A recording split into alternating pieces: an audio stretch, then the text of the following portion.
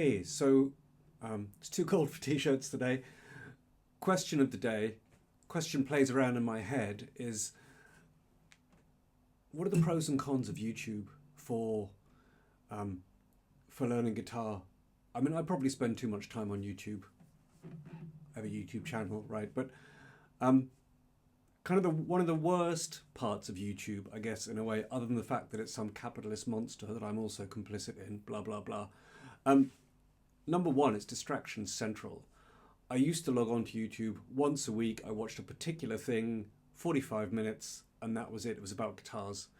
And outside of that, every evening I would just practice, usually one song for a couple of weeks until I kind of got it. And then I'd put it on Instagram. None of my friends would guess what it was, and I'd move on.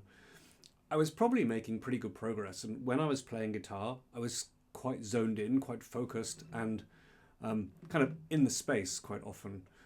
But now I've got into the habit of watching YouTube while I warm up, almost actually watching it instead of playing, but watching it and playing. So I'm leaning into guitar less. And there are also so many shiny things out there, stuff that you're interested in. I'm interested in rugby and I'm interested in guitars. And there's a bucket load of stuff on YouTube that's great. And some of this is about self-control, but also YouTube is designed to hook you. Instagram and TikTok are designed to hook you. They give you the stuff that you're after, right? So it's not just on you, but also at the same time, I've learned a lot about guitars, about guitar making, new music, different techniques, all of that stuff. And you can also feel more connected. So playing guitar is, to some extent, right, you sitting at home by yourself, practicing stuff and getting into it, and it's super fun. I haven't really played with other people yet. I'm never sure when I'm ready. I think if once I've got certain things, X number of chords, then maybe I can, but don't know how that's going to go. But you can also see how many other people out there are really into the stuff that you're into, and that's a nice thing to be into, or a nice thing to kind of work out. So it's a distraction, but also there is some good stuff to it too, on that side.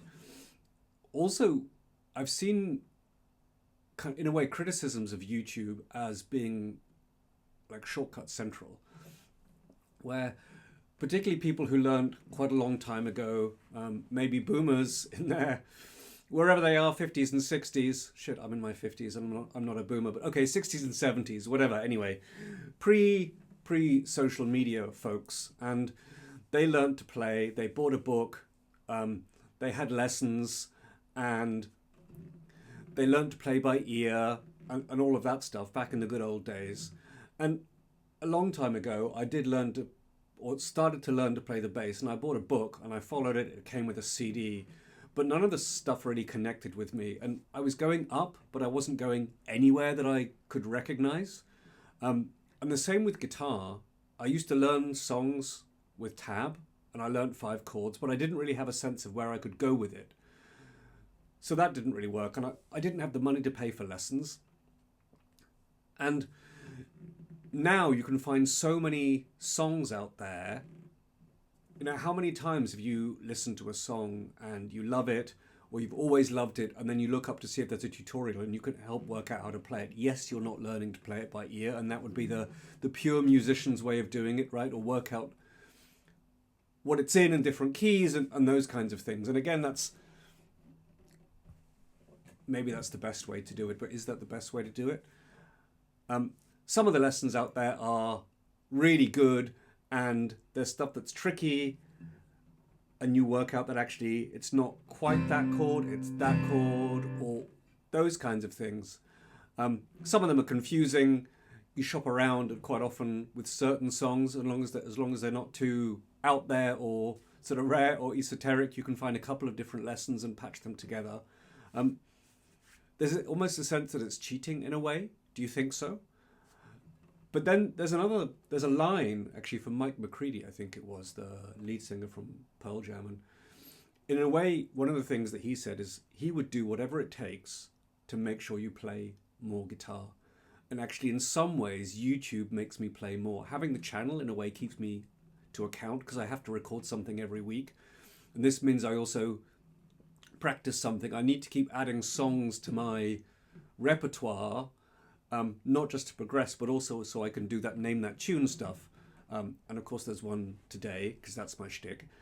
But then, actually, YouTube helps me to stay engaged. I can find new shiny things to play with without finding it. It's hard enough as it is, right? So actually, for me, YouTube is a win, but also at the same time, it comes with some downsides. But also, some of that is just perception as to the good old days, maybe. What do you think? Comments below and all that stuff. But yeah, how do you use YouTube, and is it good or bad?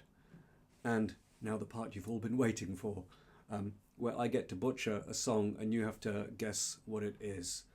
So this one uses palm mutes, and it's something that I found pretty difficult until I found a YouTube lesson, actually. So someone showed me how to do it, because you can read a description and it kind of makes sense, but then you see someone demonstrating it and then it makes way more sense. So this was a YouTube win for me, as was the lesson. So let's see how many takes it takes me to see if you can name that tune.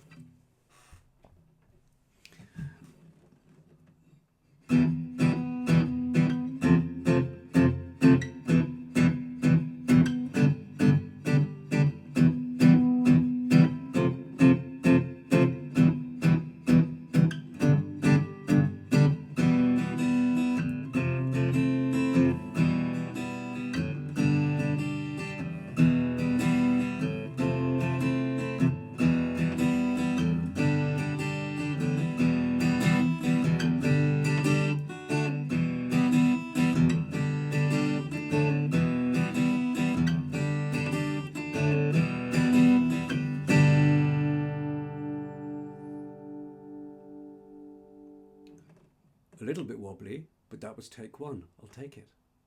Name that tune.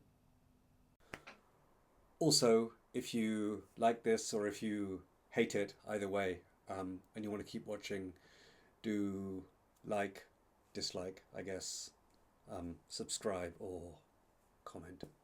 Cheers.